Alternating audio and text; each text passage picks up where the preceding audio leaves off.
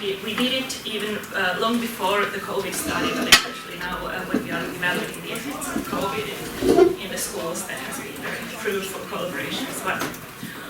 Large-scale assessment, this kind of traditional assessment data, yes, cognitive tests, questionnaires, so on, but more and more we've been doing the log data based analysis in addition to these more traditional assessment measures. Since we actually created our own technology-based assessment platforms in 2001, which is more than 20 years ago, so we were the first ones in Finland to do that, and since then we've been developing these platforms, and so we have an own program working out of and maintaining the platform, and for the last 10 years we've been quite active in utilizing the log data as well. But what we do with the log data, and this is what I'm going to talk about today, so I'm going to, if I have time, I'm going to show you some examples of how we utilize the log data, and we do, I guess that most of you do the same type of analysis that we do also in these assessment studies on this log data, but we are actually mainly using them to analyze the equality question. And for example, the large gender gaps in assessment in Finland. So that is one big question here. Why are girls performing so much better than boys?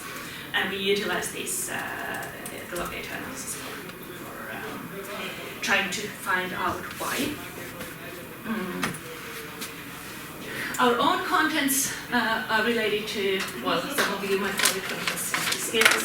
We call them transversal competencies in Finland. We started from learning to learn, so this is what I started in 2000 when I started to work in this Center for Educational Assessment in Helsinki. They had already at that time developed their own measures for assessing learning to learn competencies that develop as a result of school learning, and then I'm still on that track in a way. So these domain general thinking skills, problem solving skills, that type of things. So we are utilizing them, and in addition we try to measure also another part of this Finnish learning to learn definition is besides those domain general competencies, then you need to have both the willingness and the competencies to use your competencies. It's a little bit difficult to say it like this, but it means also like metacognitive regulation of your own learning processes and stuff like that. And it is where especially useful is the log data analysis, because this is the only way actually that in this large-scale assessment context we can get some information about what the kids are actually doing while they are taking the test, so instead of just looking at the outcomes. And then, in addition, we actually use quite a lot of system-level data about how the support for learning is organized, how the classes and schools have been formed, and other contextual factors. And this is actually the main point here now today, so I'm not going to tell you how to do log data analysis, because I guess you do better than we do. But I'm going to tell you about how we take into account these contextual factors and what is the purpose of these analyses that we are doing. So maybe to give some ideas of what could be utilized here in game-based learning research as well.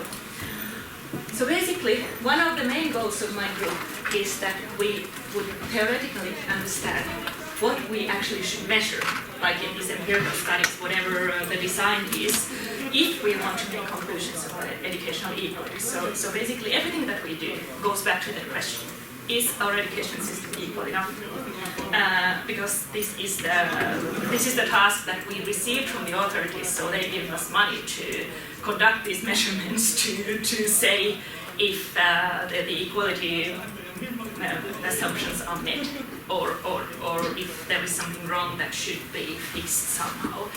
So this is basically always the task of our different projects, and this is why we try to understand. So what is actually what this equality and equity mean, so that we could produce the right type of data and right type of analysis to make valid conclusions about that.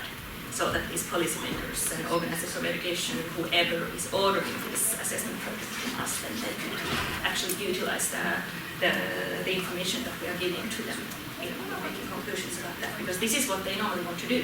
They want to know if school level differences, that the schools are not too different from each other. So if this is the idea that the differences between schools should not be too large, then they want us to test if this is the case or not.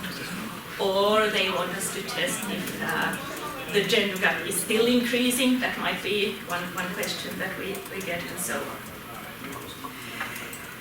So when I talk about educational equality, and equity as well, I will define these concepts now soon.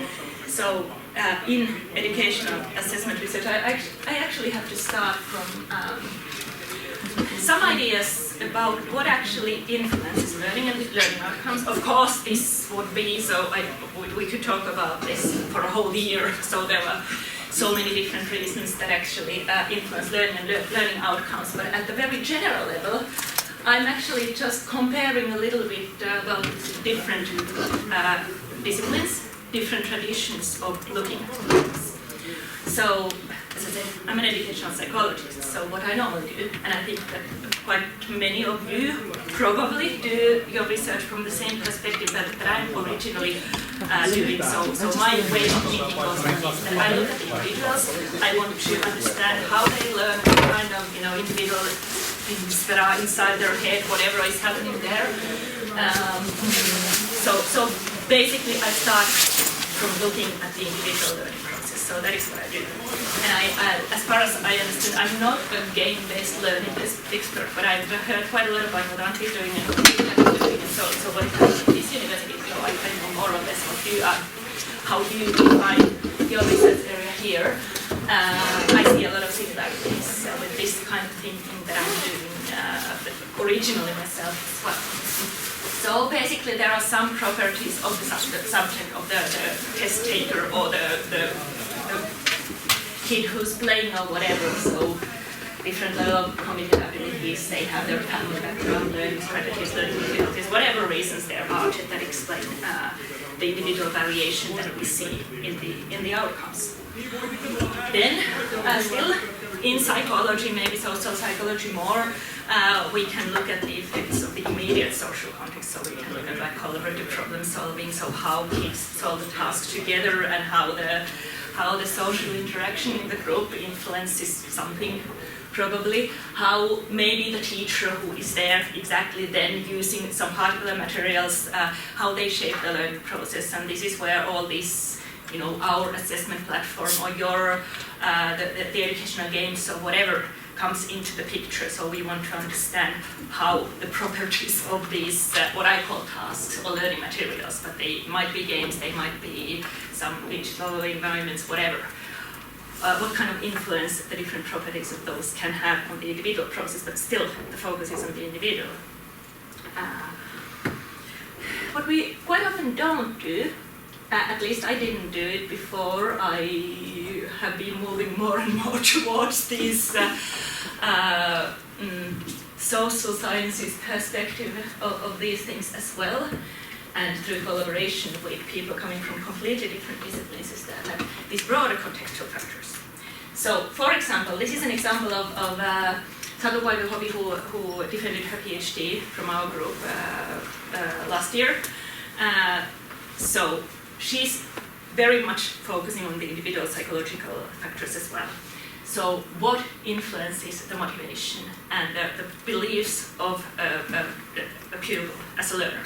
So when I'm interacting with the task, my own beliefs about how well I'm going to do in these things, they influence my performance in that. But where those beliefs come from, they are not unrelated to the social context that is around. So there are other kids in the classroom, and okay, I feel that I'm much worse than them, then I may not have that confidence in this type of task, since I see that these are the type of tasks that I'm worse than the others. But where the others are coming from, where those kids are coming to the classroom, so it's not random. So it's not random how these social groups are formed in the school or in the classroom. So basically, we can go all the level to the national policy making, where we can see that there are political decisions that influence the formation of the social groups in the schools through the mechanism that the kids are placed in schools and inside classroom in the schools. So basically, if you take one classroom, it's not just a random classroom, but there is some selection mechanism behind it. So who has ended up being in that group?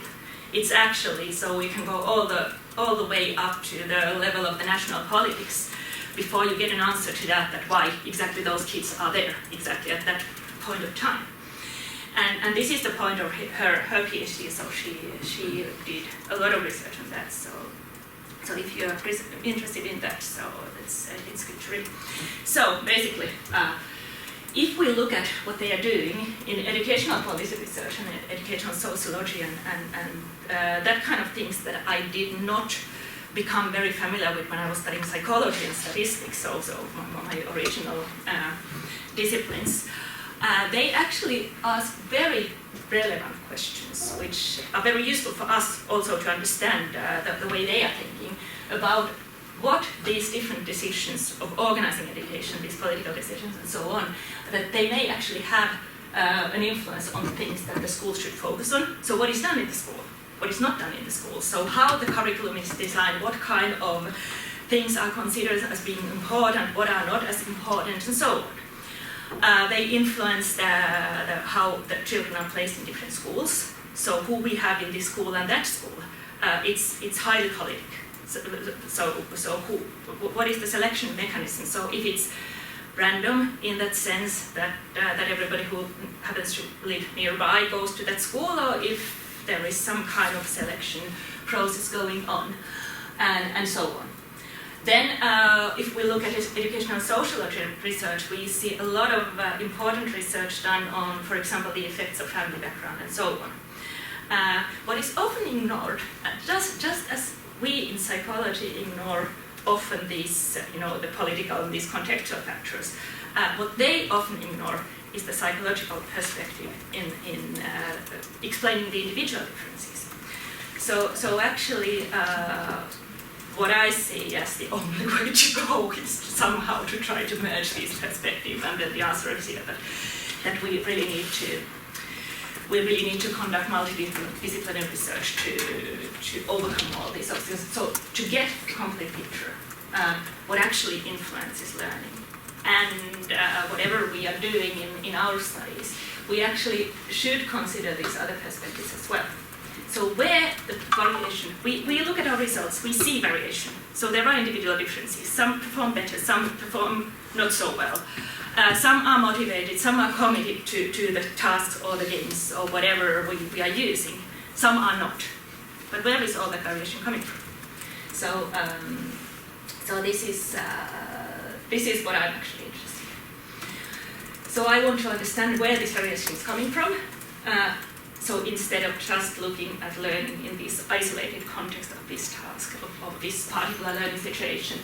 And then another way to look at this, that how what we are doing in the type of research that, for example, I'm doing from the psychological background, how we can contribute to research of this educational equality by measuring things in a ways that policy researchers or sociologists usually have not done. So we actually have a lot to give to that side as well, and that's what I'm somehow trying to do. And why this educational equality and equity are important in Finland. So this is, I'm not going to give you a long introduction about educational system, but I just say that 50 years ago the whole system was built on that. So the idea was that we create a system that has local schools, that everybody can go to the nearest school, get exactly the same, can stay there for the first 9 years before the first selection happens. So that is the ideal. And this is what we're still doing in the assessment studies. So we are trying to find out if this works, if our system is as equal as it tries to be. Of course, nothing in the real world works in the way that it has been designed, like ideally. But our challenge is to find out what we actually should measure if we want to make any judgments about that. What makes it a bit difficult here in Finland is that we actually have only one term. We call it koulutuksen tasa-arvo, which is just one concept. We don't make any differentiation between these two different aspects of it, which you can find in international literature. So, you will find literature about equity, which, well, this is a good article about summarizes a lot of research that is done on these two concepts, so that's why I put the reference there. So in most theoretical descriptions, this has been described as equal opportunities. So regardless of your background, regardless of where you're coming from or your challenges or whatever, you should have equal possibilities to proceed in your educational career. So there should not be anything stopping you. So if you, so for example, if you come from a poor family, you should still have a possibility to proceed all the way to the university education or whatever. So this is what it means.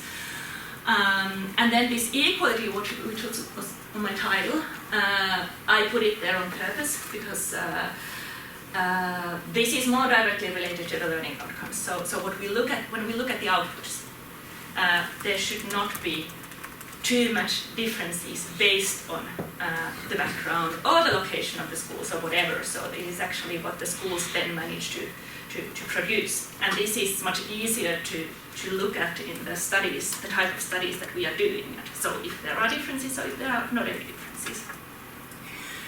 But it also creates this, what is here in this green box. So if we had an education system like the Finnish education system attempts to be, which is not exactly the case, if it worked perfectly, then actually we could pick any school, conduct any measurements that we are doing without having this problem of thinking about if this is representative and what does this study tell about the entire student population, or if it's just a particular subgroup that happened to be in the test.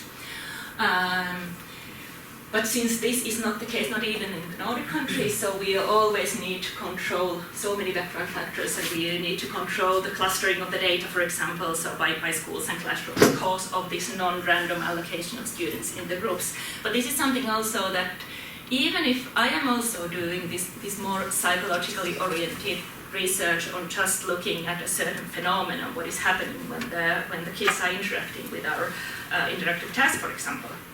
But I should still keep this in mind. So who are these kids who have actually been participating in my study, who have not been participating in the study, and how this influences the interpretation that I do of my results. Because we have challenges here in Finland as well, in many other countries much more. So if the education system is originally built in a way that there is an early selection processes and different types of kids end up being in different schools, then of course this is a much more relevant question there. But this happens in Finland, this happens in Helsinki, this happens in Tampere, in all the biggest cities. Not all, there are examples where this doesn't happen. School segregation based on pupils' socioeconomic background. And we can trace these things back to how the residential areas have been built. So what kind of families have been placed in certain areas, it's depending on what kind of buildings there are and so on. So it has nothing to do with schools anymore. But it can be strengthened by these selection mechanisms. They are either allowed or not allowed. And we have examples in Finland as well, so we have the city of Vantaa, which basically prohibits all kind of selection, and then you see that their schools are relatively similar to each other. And in the neighboring city they are not, because they allow much more selection. And then we have these difficult questions, of course, that when we are thinking about from the psychological perspective, we all know that there are differences between individuals. We can see from the birth, kids develop at different rates. There are cognitive challenges, learning difficulties, so on. They are very often linked to the socioeconomic background of the families. When it comes difficult is that when I talk with, for example, sociologists about the educational equality idea, that there should not be any differences in learning outcomes when we think about socioeconomic background of the kids. But what if there are like genetic challenges that has caused already the fact that the parents have lower education than they used to have, and that they could have, because of these like innate genetic issues, and these same things have been then transmitted to their children. And then it makes a lot of sense, and there is a lot of research on that this is the case actually. So not all the learning difficulties are coming from the family, but some of them are. And then it would be stupid for us to close our eyes and see that no, we don't want to see any background-related differences because they exist. But this also creates this, what I put in brief on, that we actually cannot think about it so black and white, so we cannot eliminate all the differences related to background, but we can minimize them as much as possible. And this is when we come now to the question of what we can do with our methods and our ways of doing. So some of you might know this Salamanca statements.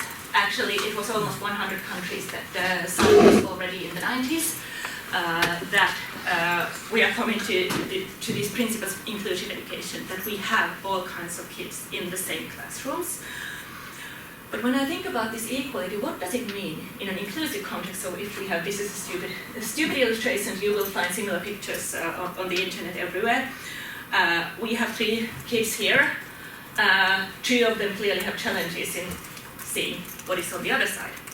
If we provide the same to everybody, this is not equal. The big guy doesn't need it. The small guy gets something, but it's still not helping enough. And this is what we can do, and this is exactly what we can do with these, all these digital solutions and so on, what we are working on. And this is what I hope also that, I think at least based on the title that Christian had in the next speech, I guess this is somehow related also to this idea of individualizing the teaching, providing something else, something more, something different for those who are in need of help.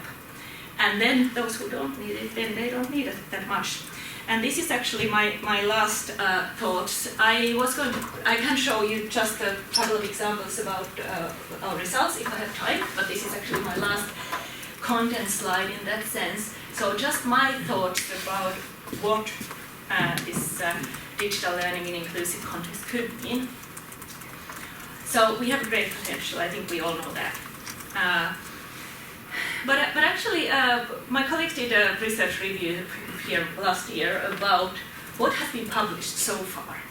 And they were actually quite surprised about that quite a lot of this kind of intervention studies, they're still focusing on these very basic skills, like drilling of narrow skills, memorizing things and so on, but it's actually quite a little research done on this more advanced, more higher order thinking in inclusive contexts and how they could benefit different types of learners, so much less research on that.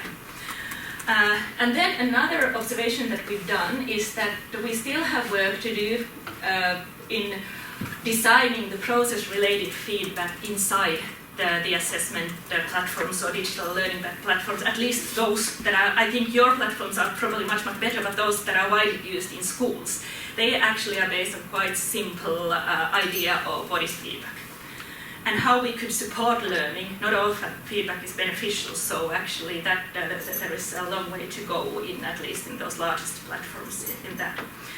And then one last thing that I would like to say here is that these digital tools, they cannot actually replace the teacher, but I would like to see them as tools. So the well-designed learning situation is controlled by the teacher and the learner together, and they create the learning situation, and then our question is to find out what kind of tools we are providing to them and how they are most optimally utilized, so that we would reach some of these principles that I was just presenting. Now I'm actually just skipping some slides. I wanted to show you just one example about what we have done in our study that is going on, this digital study. Questionnaires about digitalization and this is actually advanced digitalization, so how much the schools are using different kind of advanced digital technology, robotics, AR, VR, that type of things. So that is based on questionnaires. This is interactive problem-solving scores of the students. This is what actually is seen in everything regardless of project, regardless of measures, PISA shows the same. There is always a negative effect that we can see. This is a longitudinal study. We see that there is a strong, very strong school level effect. Those schools that start from lower competence level, they actually utilize much more. And this brings the question now if this digitalization is actually used as a support tool. And this is what we have seen. So when I control the effect of the support, I see that the school level effects partially disappear completely, partially they go much lower, and the individual level effects as well. And we see that those kids who need support, they actually report much higher level of digitalization of education. So this is what we see that they are actually doing already in schools. And this is the same example. This is the last slide that I have here now in these examples. We've done the same with my colleague Faruk Nazari about the immigrant student. We use the information about time on task, about the language competencies, and the gender differences, and to put it shortly, we can actually, I put this here because I want to show you actually this, that we can see that the gender differences, they are actually partially explained by differences in time on task, which is an indication of effort in the task, in the context, in the type of task that we are using. But the same effect is not visible in the immigrant groups, which is quite interesting, but this is something that we will publish quite soon. But anyway, I think I've spent my time and maybe 1 minute more, so I just want to say thank you.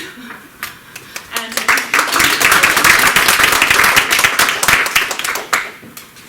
thank you very much for your presentation. It was really interesting, and we have one more time for questions if there are questions in the room. I guess there should be some.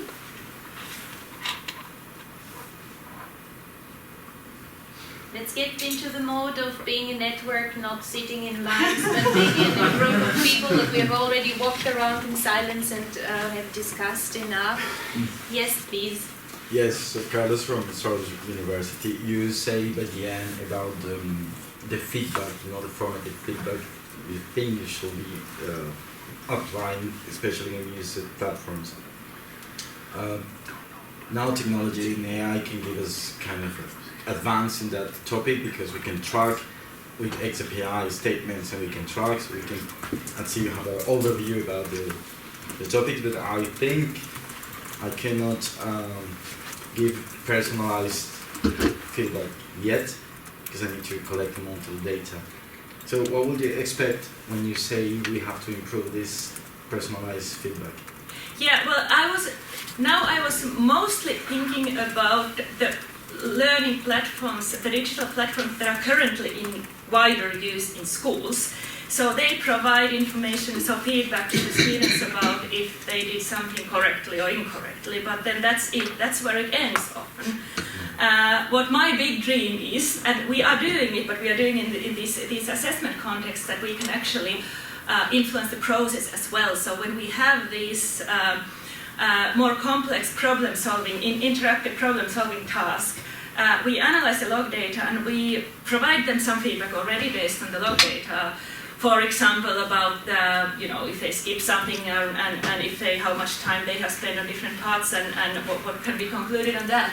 But if we manage to create that type of systems, that we could actually then stop the process. So when we see that now it's going wrong based on the log data analysis that we are doing in real time, then we would provide some scaffolding exactly then, and I know that in games it's done. But what I was trying to say, that in these learning platforms that are more often used, it's not that common. So we will have 2 times of feedback, because it's one time during the training of the game, but that will be that instantly feedback we can give thanks to this data AI. As we said before this morning, which will give also a feedback right after long after the training or long after the learning time.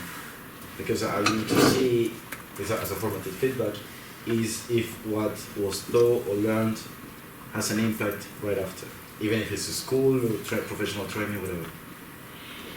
Yeah, I'm not sure if I understand your question correctly, but what I mean by formative feedback is that it's related to the learning process in that sense that we make the learning process visible, so while it's still going on. So not only afterwards, but while the learning is still going on, we make it visible what is the current level, how far we are from the desired outcome, what are the actions that could be taken, and then if we see on the process data that now this problem-solving process, for example, is going on the wrong tracks, then we can stop it and then provide some prompts that, okay, maybe you should try that instead. And then direct the learning process back to the track by providing hints and so on. So I think that, and it's